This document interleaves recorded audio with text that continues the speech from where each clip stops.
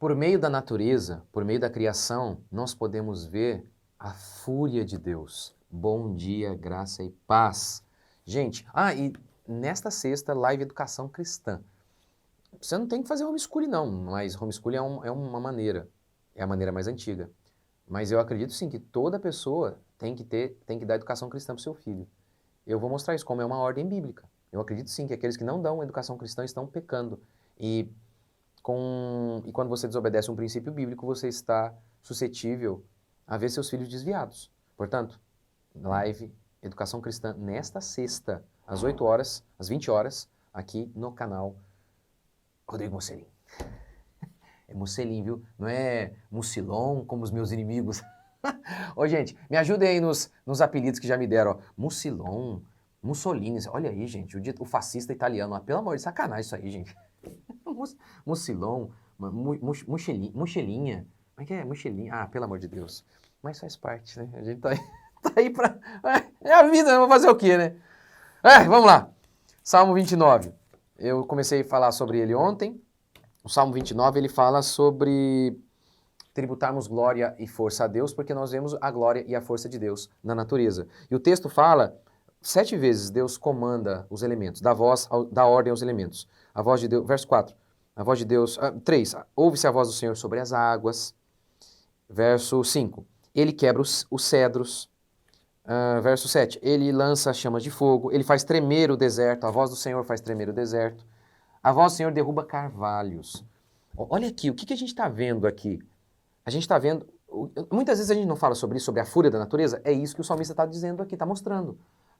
As águas, aquele barulho das águas, das tempestades. Lembra quando você era criança e você ficava apavorado? Quer dizer, fala a verdade. Tem dia que até eu fico apavorado quando eu ouço aqueles barulhos.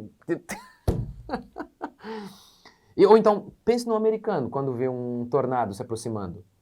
Aquilo ali é a voz de Deus, porque Deus comanda a natureza. Então aqui ele está mostrando um dos aspectos de Deus, a força de Deus e também a sua fúria. A fúria de Deus, o texto diz, Deus quebra o cedro do Líbano e os carvalhos. Eram árvores gigantescas. E Deus está dizendo, eu derrubo, eu quebro. E isso aqui é tão interessante porque lá em Isaías, Deus compara os homens orgulhosos aos cedros do Líbano e diz, eu quebro os cedros do Líbano. E ali, naquele contexto de Isaías, o cedro do Líbano eram os homens poderosos. A ideia é o seguinte, se Deus quebra o poderoso cedro do Líbano, imagine vocês, homens, tão pequenininhos. Essa é a perspectiva. Então, aqui o salmista está mostrando isso. Então, a fúria de Deus que é vista por meio da natureza. Por exemplo, a fúria de Deus que desnuda os segredos escondidos, verso 9. A fúria de Deus que controla as calamidades, verso 10. O verso 10 diz que Deus está entronizado sobre o dilúvio e o Senhor se assenta como rei. Qual que é a ideia aqui, hein? Qual que é a ideia? A ideia é o seguinte, lembra do dilúvio, lá na época de Noé, em que Deus matou, foi Deus que matou, bebezinhos de 1 mês, lembra disso? Porque lembra, não tem como os pastores modernetes da camisetinha apertadinha, negar isso aqui, eu não sei, foi o diabo. Não, o texto diz explicitamente que a maldade humana subiu até Deus e Deus falou que iria matar todo mundo. Se sobraram só 8 pessoas, bebezinhos de 1 mês morreram. Senhoras morreram, donzelas morreram. E ali o texto diz que ele é entronizado, ele é exaltado. Ele está acima do dilúvio. E ele, como rei, está ali.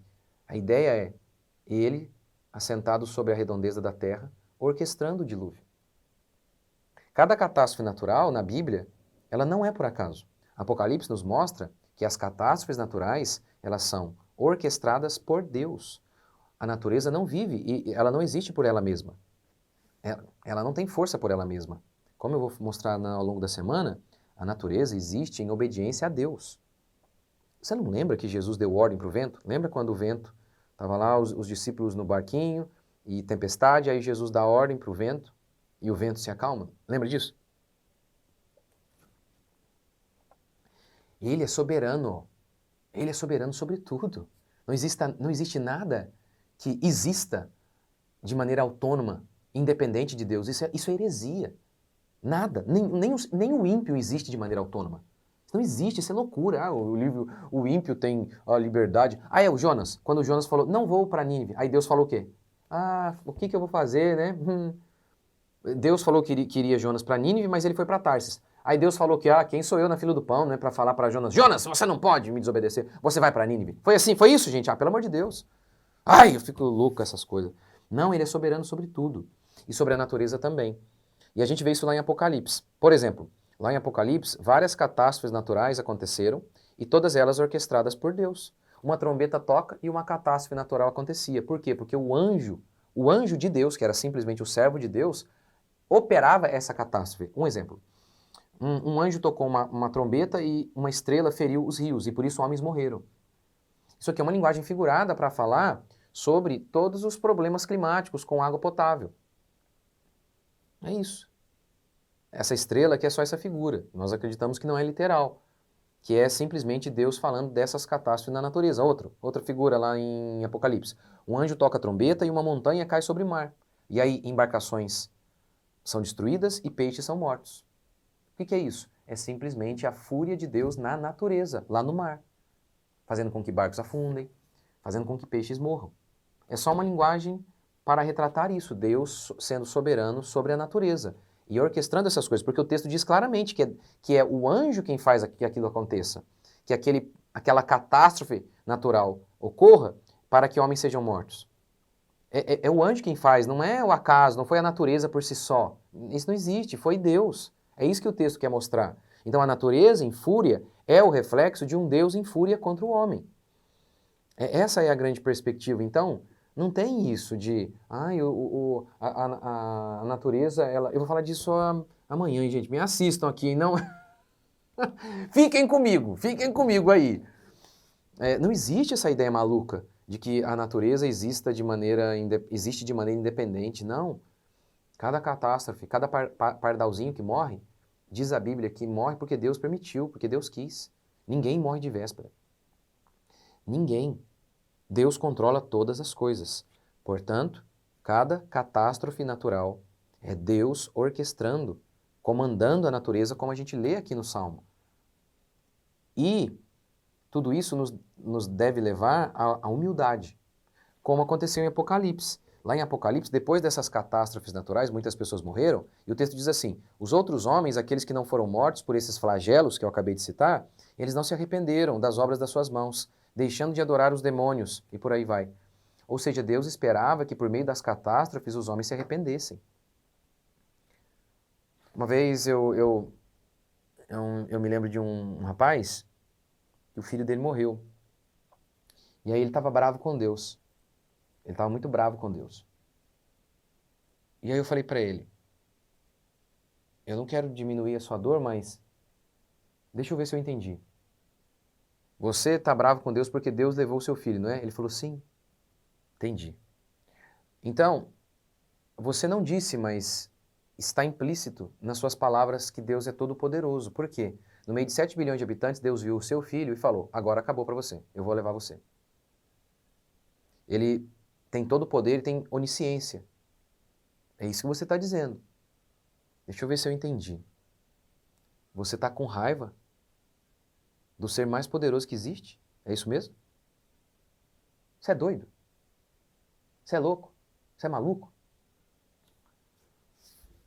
É isso que as catástrofes naturais nos mostram, o poder de Deus. Aí você quer enfrentar um Deus que quebra os cedros do Líbano? Que destrói nações inteiras? Você quer ficar revoltado com ele porque ele não fez do seu jeito? Ou porque ele não fez porque você está pecando contra ele? Você está de sacanagem, né? Você está de sacanagem. Ó, aqui, quando aqueles homens viram seus filhos morrendo ali, o que Deus esperava é que diante daqueles filhos mortos, os homens batessem a mão no peito e dissessem, tem misericórdia de nós. Mas eles, ao invés disso, com o dedo em riste, blasfemaram contra Deus, diz Apocalipse. Blasfemaram contra Deus. Portanto, é Deus que tem que ficar furioso, não você. Não você. Cabe a mim e a você nos humilharmos diante da poderosa mão de nosso Senhor. Vamos orar em temor? Senhor Deus e Pai, te agradecemos por mais um dia, bendizemos o teu santo nome e louvamos ao Senhor por tudo que o Senhor tem feito. Que a tua mão esteja conosco, que o teu cuidado esteja conosco, nos livre do mal e nos capacite, quebrante nossos corações, nos capacite a nos humilharmos diante do Senhor.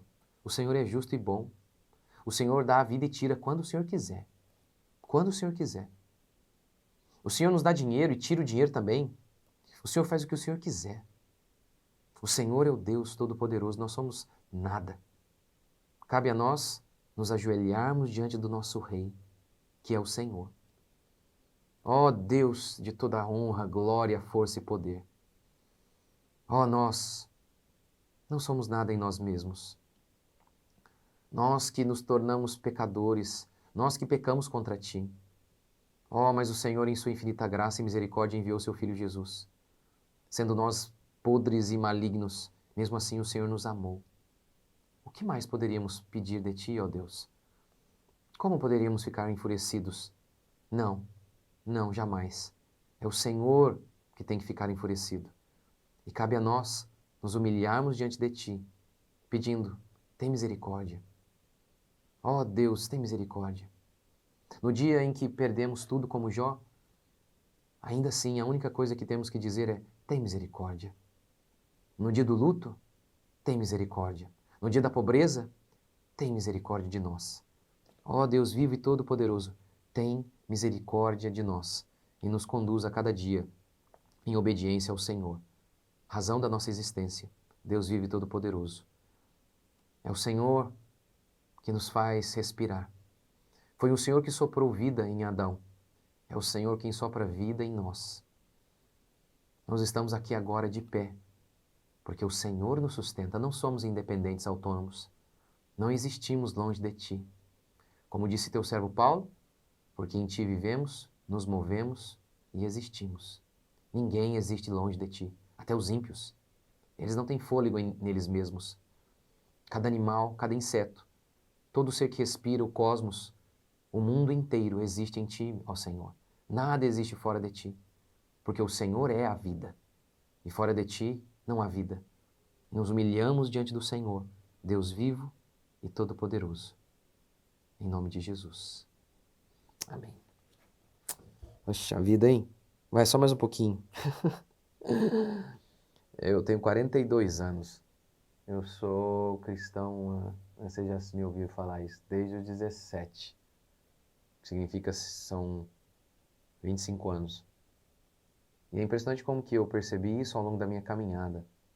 Como muitas vezes a gente é tentado a ficar com raiva de Deus. Eu já fui várias vezes. Porque Deus não faz do meu jeito e por aí vai. E algumas vezes a gente não entende as coisas. A gente não entende o que Deus está fazendo. E... né, como que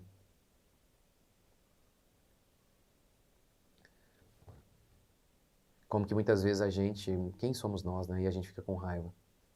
Às vezes é um absurdo. Ele é furioso, não nós não devemos. A fúria dele é santa. E é isso que eu identifico na minha vida, né? Quanto que se humilhar mesmo. Por exemplo, quando eu perdi meu primeiro filho, quando meu segundo filho nasceu quase morto, é simplesmente isso. Ele dá, ele tira. Como Jó mesmo, o Senhor deu, o Senhor tirou. É impressionante como que eu diria que essa atitude de humilhação diante do Senhor livraria muitos da depressão. Faria com que muitos saíssem da depressão, do desânimo, da ansiedade e do medo. Sem sombra de dúvidas. Falo por conta do que eu vejo na Bíblia, de ver isso na Bíblia, e por conta da minha experiência como servo do Senhor aí, como filho de Deus há 25 anos. Essa atitude de humilhação diante dele. É isso. Valeu! Tô falando demais. Até! Valeu!